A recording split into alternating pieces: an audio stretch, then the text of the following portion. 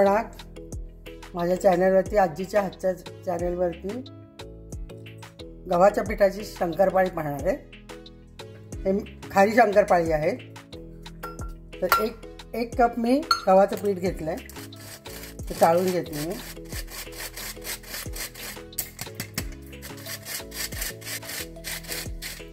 तर त्यात मी 1 टेबलस्पून रवा घालते,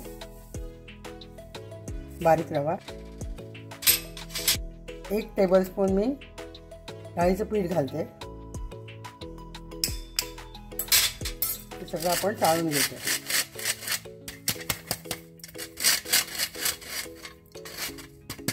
त्याच्यात मी 1 पाव चमचा ओवा घेतलाय, तसा क्रश करून घालतोय।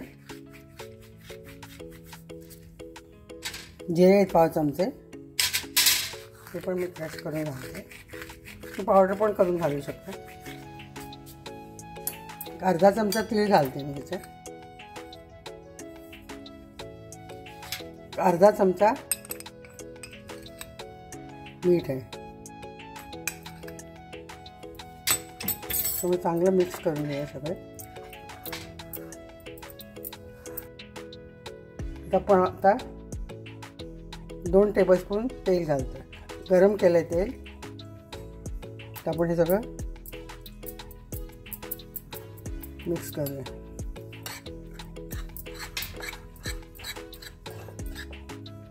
तर आपण हे सगळं आता पाणी घालून घट्ट भिजवतोय।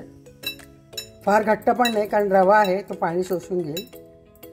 फार घट्ट नाही, भार सैल नाही, असं आपण भिजवतो।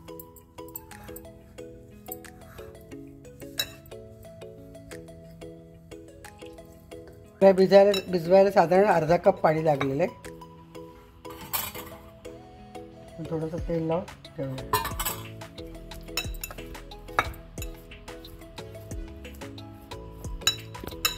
आपण झाकून ठेवूया।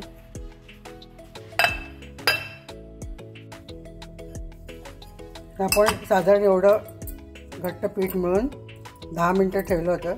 10 मिनटं ठेवणं जरुरी आहे, कारण याच्यात रवा आहे तो भिजेल आणि गव्हाचं पीठ पण थोडं ग्लुटेन रिलीज करतं। तर 10 मिनटं झालेले आहेत, आपण परत हे नीट मळून ठेवूया।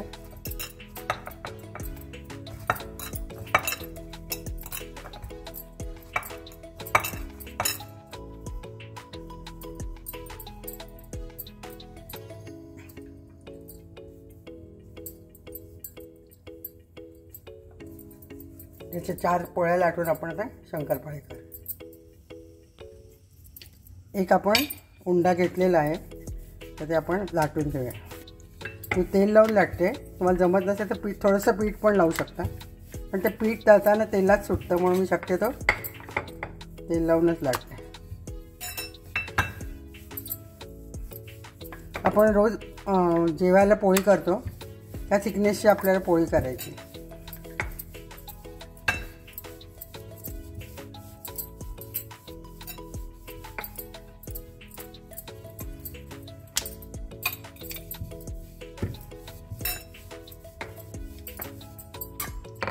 तर आता एवढी जाड पोळी आहे, तुम्ही बघू शकता। एवढा थिकनेस आहे याचा पोळीचा।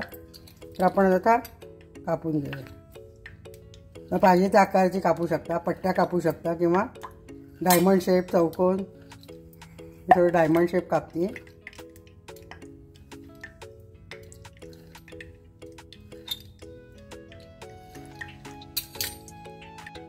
गॅस मी मध्यम ठेवलेला आहे, तेल तापलेलं आहे। आपण आता हे त्याच्यात सोडूया।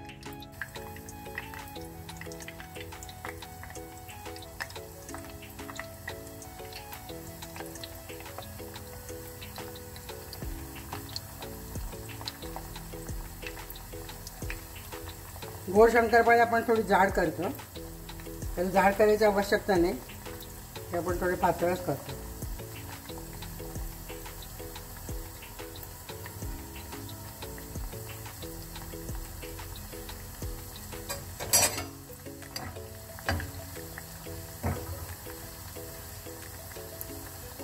हे अजून एक पोळी मी लाटून ठेवलेली आहे, शंकरपाळ्याच्या आकारात कट करून घेतलेली।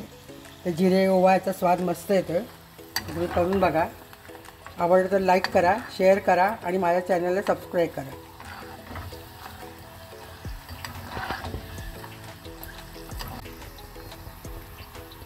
लो टू मीडियम गॅसवरती आपल्याला तळायचं आहे.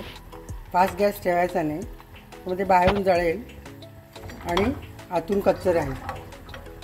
तर साधारण 4 ते 5 मिनटं लो टू मीडियम गॅसवरती आपल्याला तळायला एक बॅच लागतं. मग काढून घेते.